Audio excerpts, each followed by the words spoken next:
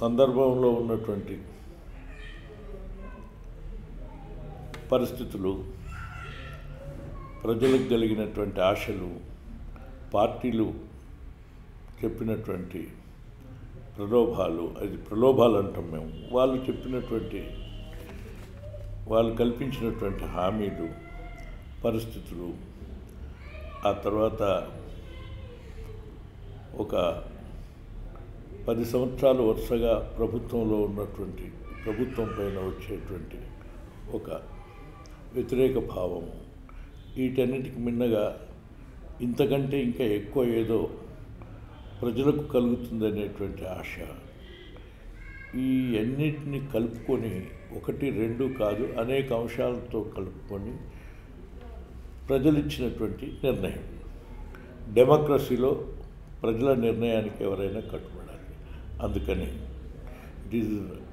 Nothing is wrong in the party, it the overall the situations, అన్ని రకాల పరిస్థితుల యొక్క సారాంశంగా జరిగినటువంటి ఒక సంఘటన.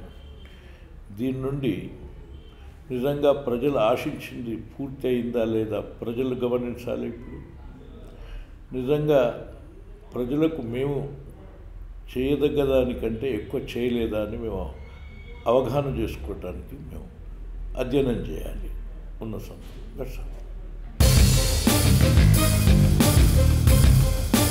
ఇది మీరు ప్రజలను అడిగి తెలుసుకోవాల్సినటువంటి ప్రశ్న. ఇది మేము ప్రజలు ఆకాంక్షించినటువంటి తెలంగాణ రాష్ట్రాన్ని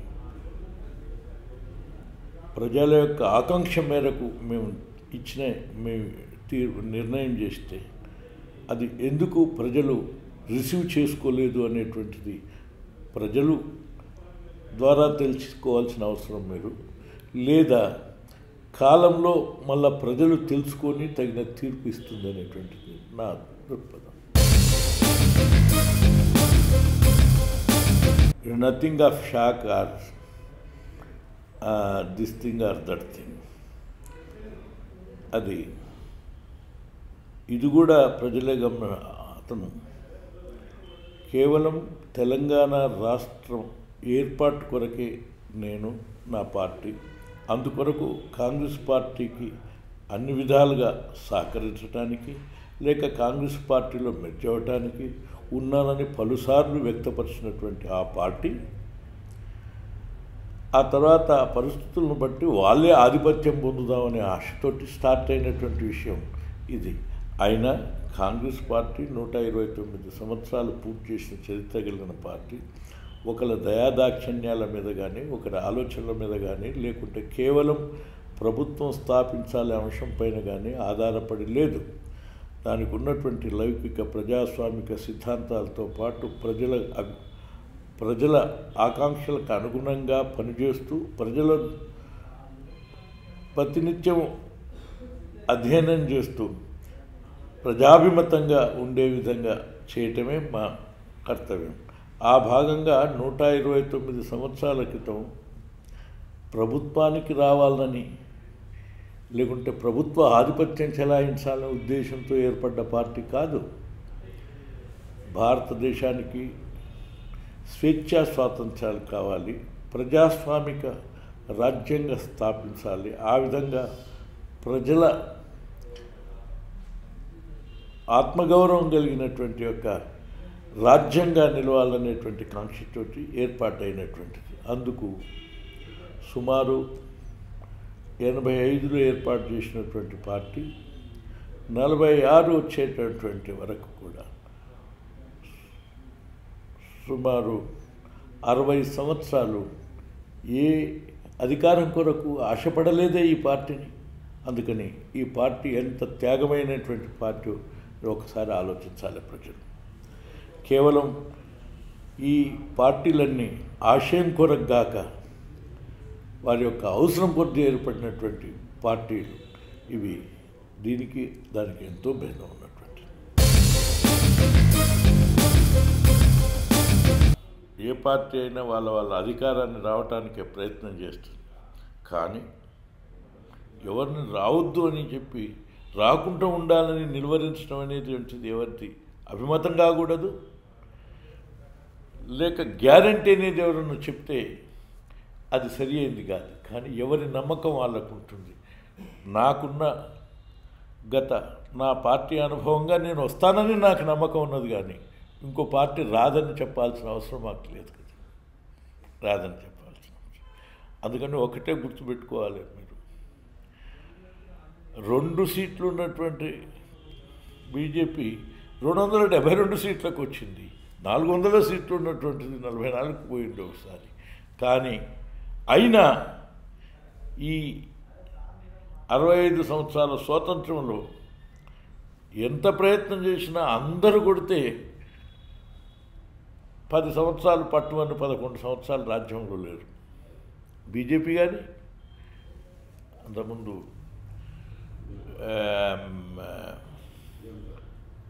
జనతా పార్టీ కానీ మధ్యలో వచ్చినటువంటి మన విపి సింగ్ ప్రభుత్వంలో కానీ తర్వాత దేవేగౌడలో అన్నీ కలిపి కూడా 10-11 సంవత్సరాలు లేదు. సరే, ఇప్పుడు ఇంకా పూర్తి కాలేదు. 55 సంవత్సరాలు కాంగ్రెస్ పార్టీ ఉన్నటువంటి కాంగ్రెస్ పార్టీ మళ్ళీ వస్తుందనేటువంటిది మా నమ్మకం. మళ్ళీ తిరిగి కాంగ్రెస్ పార్టీ వైపు ప్రజలు వస్తారనేటువంటిది మా నమ్మకం. అయినా డెమోక్రటిక్లో ఎవరు రావచ్చును, ఎవరు పోవచ్చును.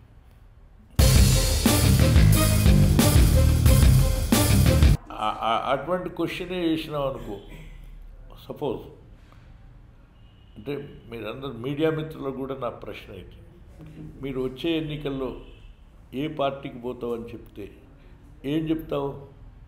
నువ్వు సమాధానం చెప్పగలవా? ఏ పార్టీకి ఓటేస్తావో నిర్ణయించుకున్నావు చెప్పు అంటే, మరి తప్పకుండా నువ్వు నాకు వేస్తావా లేదా అని చెప్పి నేను అడిగితే నువ్వు నాకు నమ్మకం చెప్పగలవా? కానీ ఆ పరిస్థితులను బట్టి కదా. కానీ డెమోక్రటిక్లో ప్రభుత్వాలకు వస్తామని రాము, కానీ ఒక పార్టీకి ఉన్నటువంటి ప్రజాసేవ చేయాలి, ప్రజలకు ఉన్నటువంటి న్యాయాన్ని, ధర్మాన్ని, సామాజిక పరిస్థితులను నిలబెడుతూ ఒక దృఢమైన ప్రజాస్వామికమైనటువంటి సమాజాన్ని నిలబెట్టాలనేటువంటి దానికి పార్టీలు కృషి చేస్తాయి. అందులోనే అభిమానం పొందినటువంటి పార్టీలు ప్రభుత్వాన్ని ఏర్పాటు చేస్తాయి.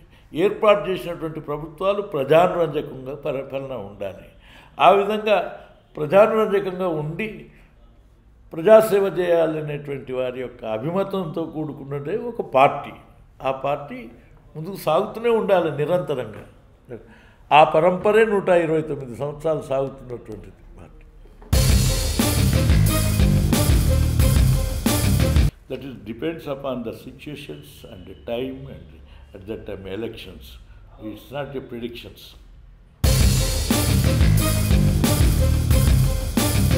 According the situations, according the party's opinion, according the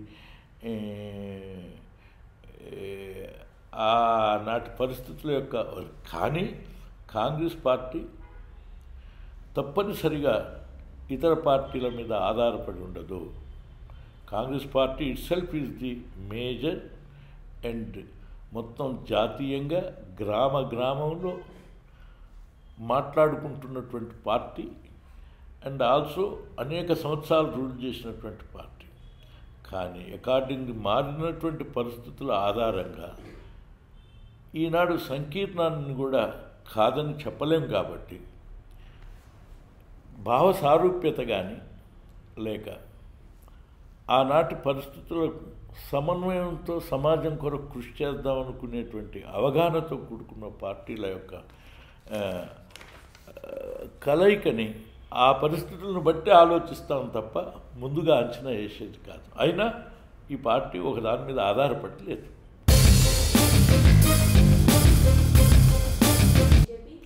ఎవరున్నా మేము ఒక్కలమే రాజ్యానికి రావాలని నిరంతరం శ్రమిస్తుంటాం, ప్రయత్నం చేస్తుంటాం. ఆ తర్వాత దానికంటే ముఖ్యంగా ఓటమి గెలుపు కంటే ముఖ్యంగా ప్రజల యొక్క కార్యక్రమాలను చేపట్టి ప్రజాస్వామ్యంగా పార్టీని నిర్మాణం చేయటమే మా వంతు పని.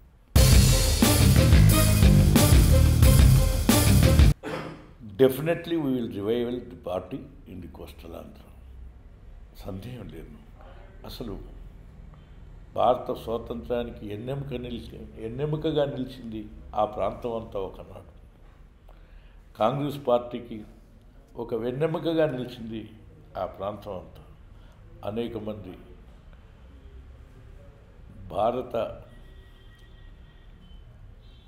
భారతదేశంలో ఆల్ ఇండియా పార్టీ అధ్యక్షులైనరు ఆ ప్రాంతం నుంచి. ఆ ప్రాంతం నుంచి ఆల్ ఇండియా పార్టీ అధ్యక్షులు అవడంతో పాటు ఇవాళ భారత రాష్ట్రపతులైనటువంటి చరిత్ర ఉన్నది. అందుకని కాంగ్రెస్ చరిత్ర మాసిపోదు. అనేక మంది వీరులు ఉన్నారు. భారత స్వాతంత్ర కొరకు, సముపార్జన కొరకు వీరోచితంగా పోరాడినటువంటి వీరగాథలు ఎన్నో ఉన్నాయి ఆ ప్రాంతం. చేత చరిత్ర కాంగ్రెస్ పార్టీ రివైవల్ కాదనేటువంటి లేనే లేదు. Congress party is there. కేవలం ఆ గంటకి ఇప్పుడు ప్రభుత్వాల మీద రాదని కాంగ్రెస్ పార్టీ ప్రజల నరనరాల్లో ప్రాంతాల్లో విస్తరిల్లి అది ఉన్నటువంటి విషయం. అది గ్యాదర్ కావటమే ముఖ్యం. మా వంతు గ్యాదర్ దాన్ని సమకూర్చటమే మా వంతు. ఎదజల్లిన పూలలాగా ఉన్నది, పూలన్నిటి కూర్చి పుష్పమాలగా తయారు చేయటమే మేము చేయవలసినటువంటి కృషి. అందుకు మీకు ఉదాహరణ ఏం చెప్తాం. 2 సీట్లు లేనటువంటి బీజేపీ పార్టీ దేశంలో రాజ్యానికి వస్తే మేము మళ్ళీ ఈ రాష్ట్రాలలో దేశంలో రాజ్యానికి రావని చెప్పి ఎవరన్నా అనుకుంటే వాళ్ళ పొరపాటు. లేదా తాత్కాలికమైనటువంటి ఆలోచనలు, శాశ్వతం మీద ఆధారపడదు కాదు. లేదా అవసరం కొద్దీ ఆలోచించేటువంటి ఆలోచనలుగా తీసుకోవాలి, కానీ శాశ్వతమైనటువంటి ఆలోచనలుగా. ప్రజాస్వామ్యంలో ఒక పార్టీ గెలుస్తుంది, ఒక పార్టీ ఓడుతుంది. గెలిచినంత మాత్రాన ఈ గెలుపు అనేటువంటిది శాశ్వతం కాదు.